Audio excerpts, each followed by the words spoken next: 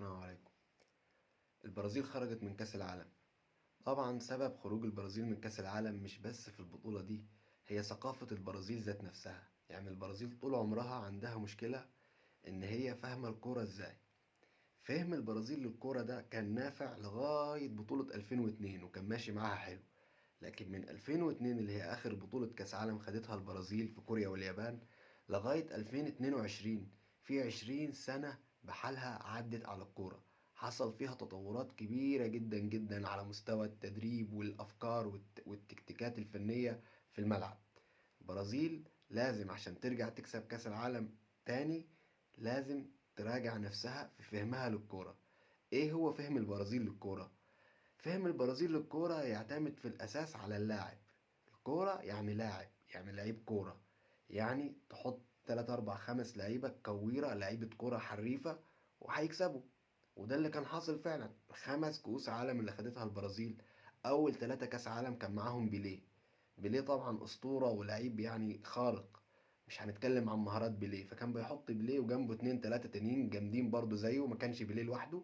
وكان بيلعب ويعرف يكسب وبيكسبوا وبياخدوا كاس عالم. خدوا كاس عالم مرة واتنين وتلاتة مع بيليه، مش مرة واحدة بس. ولأن وقتها اللي ساعد بيليه برضو إن كانت التكتيكات والدفاعات والمدافعين مش زي دلوقتي. الكرة كانت أسهل. الكرة كانت إلى حد ما عشوائية، إلى حد ما فيهاش طرق لعب، ما فيهاش مدربين بيدافعوا، ما فيهاش، ما اتطورتش على المستوى الدفاعي ولا على المستوى البدني. كانت الكرة لسه في بداياتها. فكانت في الأساس بتعتمد على الفنيات فقط لا غير. عندك فنيات، عندك لعيبة كرة حريفة، هتكسب. بغض النظر بقى بتلعب 4 2 3 1، 4 3 3، 3 5 2، بتلعب مش عارف مين بقى، تلعب ضغط عالي، بتلعب استحواذ. الكلام ده كله كان لسه في بداياته محدش عارفه. فكان في الأساس بيعتمد على الفنيات وبس. عندك لعيبة مهارية وفنيين عاليين قوي وسابقين كل الفرق التانية، هتكسب. وده اللي حصل. بيليه جاب لهم 3 كاس عالم ورا بعض. بعد كده جينا في سنة 94، خدوا كاس العالم. كان عندهم روماريو وريفالدو وبيبيتو ومش عارف ايه، وتوليفة برضو جامدة من اللعيبة، جابت لهم كاس العالم الرابع. بعد كده وصلنا ل 2002، كان عندهم ريفالدو ورونالدو ورونالدينيو. انا عايز اقول لك يعني انت لو عندك الثلاثه دول بس ممكن تلعب بيهم وهتكسب من غير السبعه التانيين. يعني هلعب بحارس مرمى وريفالدو ورونالدو ورونالدينيو بس وهكسب اي حد. عندك ريفالدو كان خلاص اخر بطوله ليه، فاللي هو بيقدم بقى خبره السنين ومركز ومطلع اقصى ما عنده. عندك رونالدو اللي هو رونالدو الظاهره، مش رونالدو اللي هو كريستيانو. كان لسه راجع من الإصابة وكانت الناس قالت إن هو هيبطل كورة، جاله 2 رباط صليبي، فالراجل ده خلاص راحت عليه. كان عايز يثبت نفسه من تاني ويثبت وجوده من تاني إن هو لسه رونالدو ولسه قادر إن هو يدي. وعندك رونالدينيو كان لسه شاب طالع يعني جديد، يعني محدش يعرف عنه، كان لسه ناشئ، فعايز يعرف الناس إن في لاعب اسمه رونالدينيو. فرونالدينيو جاي يثبت نفسه يعرف الناس بيه. رونالدو جاي يثبت ان هو لسه موجود ولسه قادر، والاتنين رباط صليبي ما اثروش عليه. وريفالدو بيقول لك حسن الختام، ودي بطولة ختامية اطلع فيها خبرة السنين عشان خاطر اقدر اكسب بلدي كاس عالم وتبقى هي دي النهاية المثالية بالنسبة لي. فرونالدو، ريفالدو، رونالدينيو. انت اصلا كان المفروض تاخد كاس عالم والثلاثه فايقين والثلاثه في التوب فورم بتاعتهم. انت اصلا كان المفروض تاخد كاس عالم من غير ما تلعب. يعني ولذلك البرازيل خدت كاس عالم 2002 ما وصلتش اكسترا تايم، ما لعبتش ضربات جزاء اصلا. مع هي كان الماتش بيخلص في ال 90 دقيقة. وممكن يعني لو ماتش المانيا طول شوية راح الاكسترا تايم ده كده خدت وقت معاهم. فطول عمرها البرازيل بتعتمد في لعبها على اللاعب. منتهى البساطة، زي المخرج كده اللي بيعتمد على الممثل، مركز على الممثل ان هو يطلع اقصى ما عند الممثل. مش بيعتمد بقى على كادرات ولا على افكت ولا على مش عارف ايه. فهي كانت بتعتمد على اللاعب. عندك لعيبة فنية ومهارية عالية وسابقين اللي حواليهم، هتكسب. حط اللعيبة ومالكش دعوة. ده اللي حصل في ال5 كاس عالم اللي خدتهم البرازيل. 2002 كان في رونالدو وريفالدو ورونالدينيو، والثلاثه بتوع بيليه، واللي في النص ده اللي هو ال 94. بعد 2002، من 2002 لغايه 2022، انت بتتكلم في 20 سنه بحالها. الكوره في ال 20 سنه الاخيره دي اتطورت تطور رهيب، على مستوى التدريبات وعلى مستوى طرق اللعب وعلى مستوى التكتكس وعلى مستوى البدني. ده كمان ده طلع في اخر 6 سنين ولا اخر 7 سنين داتا اناليسيس بقى، تحليل بيانات وقياسات بدنيه، واللعيب ده بقى مش عارف بيعمل ايه، وده المفروض يطلع وده المفروض بدنيا وقع، وكل في ناس بتشتغل بالداتا دلوقتي. بالتكنولوجيا. يعني التكنولوجيا دخلت في الكوره كمان، موضوع بقى كبير. فالبرازيل عشان ترجع تكسب من تاني، لازم الطريقه القديمه تبطلها، لازم ترجع تهتم بالجهاز الفني. انا مش عايز اشيل الشيله المدرب البرازيلي اللي هو تيتي او تيتشي ده، هو السبب طبعا والجهاز الفني السبب، بس المشكله مش في تيتي او في تيتشي، المشكله في الثقافه نفسها. البرازيل لازم المدرسه القديمه تسيبها، لا، في دلوقتي جهاز فني، في مدرب، لازم تجيب مدرب كوتش يعني بقى كاتشن جامد، يعني زي المدربين زي بتاع كرواتيا ده. يعني حد يقول كرواتيا توصل لنصف النهائي للبطوله الثانيه على التوالي؟ هي اصلا فنيا مفيش فنيات اصلا، منتخب رخم، بس هما بيلعبوا كرة جماعية وبيقفلوا صح، ومقربين المساحات من بعضهم وقريبين من بعضهم، بيدافعوا مع بعض، بيهاجموا مع بعض، تحس ان هما بيتحركوا في اي حتة في الملعب مع بعض. ده شغل مدرب، ده شغل كوتش قاعد بره بامكانيات قليلة وقماشة ضعيفة جدا، عرف يوصل لتاني سيمي فاينال على التوالي، وغالبا ممكن يوصل لنهائي. يعني كرواتيا لو كسبت الارجنتين مش هتبقى مفاجأة على فكرة، لو عدت من الارجنتين ولقيناها في النهائي لتاني بطولة على التوالي. فلازم يبقى عندك كوتش، يبقى عندك واحد شغال دماغه شغالة، يعرف يستغل القماشة اللي عنده، يبقى في جهاز فني.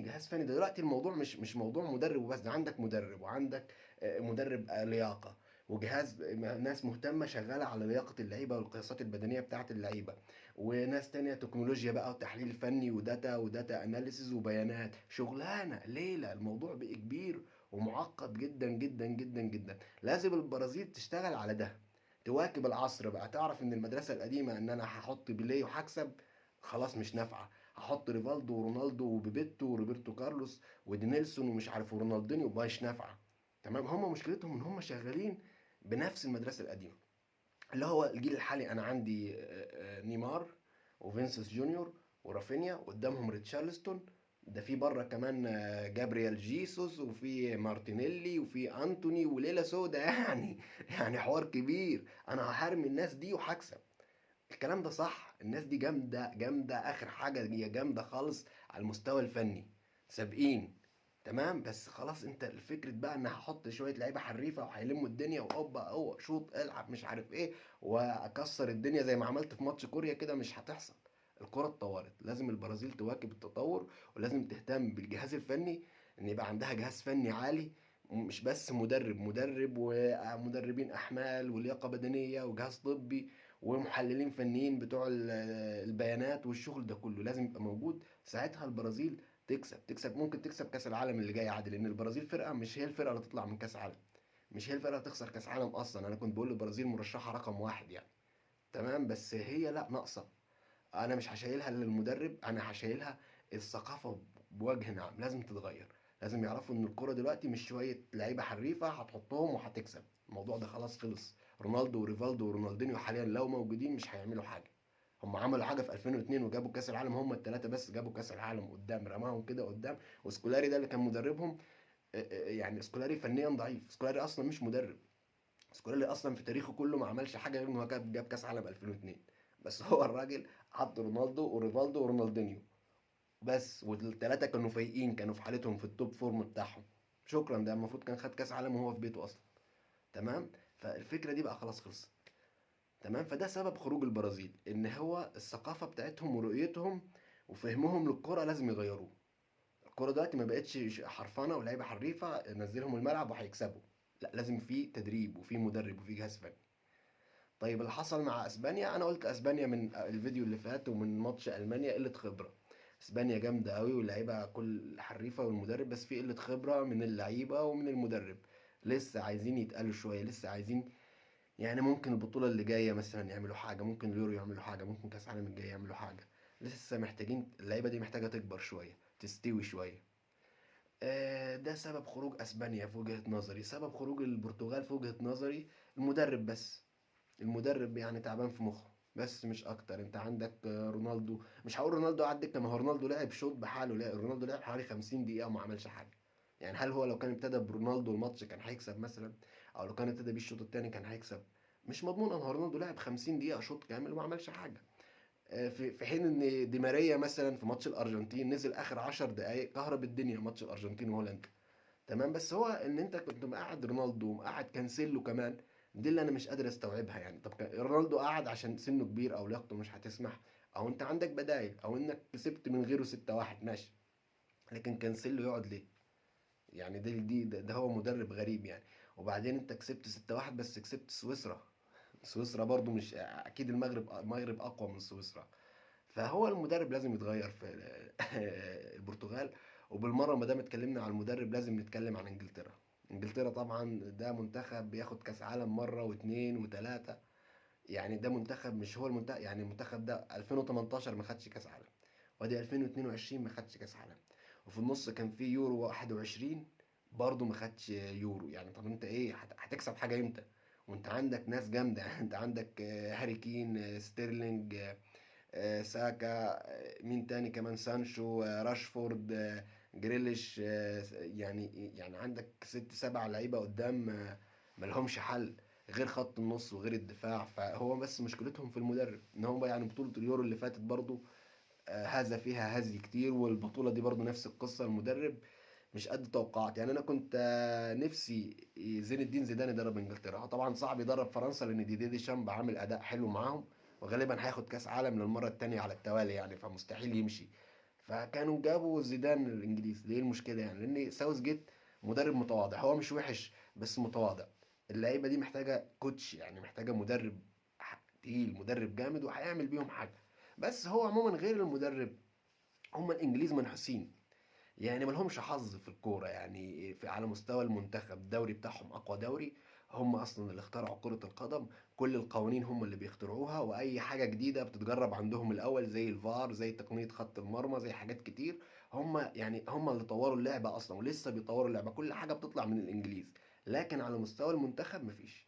يعني يكفي ان اقول لك ان كان في جيل في انجلترا الناس كلها بتقول ده عصر ذهبي وجيل ذهبي. هو فعلا ده جيل ذهبي، بس انا عايز اقول لك على جيل كان في عندك ريو فيرديناند وشيون تيري. الاتنين دول اصلا سيرد باكات بيلعبوا كده جنب بعض، انت متخيل؟ فيرديناند وجون تيري جنب بعض. وفي النص بقى في بول سكولز ولامبارد وجيرارد. الثلاثه دول في نص الملعب، يعني تخيل لامبارد وجيرارد وسكول جنب بعض في نص الملعب. وقدام عندك بيكهام وروني واوين. تمام. وكل الناس دي ما عملتش حاجه. ما عملتش ولا حاجه، يعني الناس دي كلها وبرضه ما عملوش حاجه. فهتستنى ايه من جيل فيها هاري كين وجون ستونز في الدفاع يعني؟ انا بقول لك جون تيري وجنبه ريو فيرديناند وما حصلش حاجه، والله ما خدوا اي حاجه، اخرهم دور الثمانيه واوت. تمام. فده جيل الحالي فيه هاري ماجواير وجون ستونز، يعني لا تعليق. تمام. وكان عندهم ساعتها حارس مرمى اللي هو بتاع ارسنال اللي هو ديفيد سيمان، ده برضو اعلى من بيكفورد حاليا. فهم منحوسين. ناس في نص الملعب في فتره من الفترات كان عندهم لامبارد وجيرارد وسكولز. اكيد الثلاثه دول اتقل من هندرسون وديكلان رايز وكالفين فيليبس والناس دي. فهم طول عمرهم في نحس، بس غير النحس برضو المدرب بتاعهم متواضع. يعني باختصار البرتغال سبب خروجها المدرب في كلمه واحده، البرتغال سبب خروجها مدرب ضعيف. انجلترا مدرب ضعيف. اسبانيا لا، لويس انريكي جامد بصراحه وانا بحبه يعني، وبيلعب كره حلوه، بس ايه يعني، قله خبره من اللعيبه ومن المدرب. البرازيل يعني الثقافه بوجه عام يعني. المفروض البرازيل يعني تتغير ووجهة نظرها للكورة. طبعا الكلمة دي تخض، تقول يا عم انت هتعدل على البرازيل، بس هو الفكرة ان هم المدرسة القديمة، انك نزل 3 4 لعيبة حريفة يعني وجامدين وهنكسب اي حد، ارمي رونالدو وريفالدو ورونالدينيو وهناخد كاس عالم. الفكرة دي خلاص خلصت. ارمي بيليه وهناخد كاس عالم، لا خلاص خلصت. تمام. فلا، لازم يا جماعه حد يقول لهم يعني ان في جهاز فني وفي مدرب. لازم يبقى عندك مدرب، وفي حاجه اسمها مدرب احمال. ده في حاجه كمان تاني اسمها داتا وداتا اناليسيز وتكنولوجيا وقياسات ومش عارف ايه وكمبيوتر في اختراعات يعني في الكوره دلوقتي. الموضوع يعني بقى معقد بكتير عن الفهم اللي انتوا كنتوا فاهمينه في سنه 58 لما خدتوا كاس عالم اول مره، اللي هو احنا فنياته بس. لا، الموضوع ده اتغير خالص. انتوا خدتوا كاس عالم بالفنيات، 5 كاس عالم، بس خلاص عشان تقدر تاخد كاس عالم تاني لازم تواكب العصر. بس فدي الفكرة. و- وهو ده كان كلام النهاردة، وشكرا والسلام عليكم.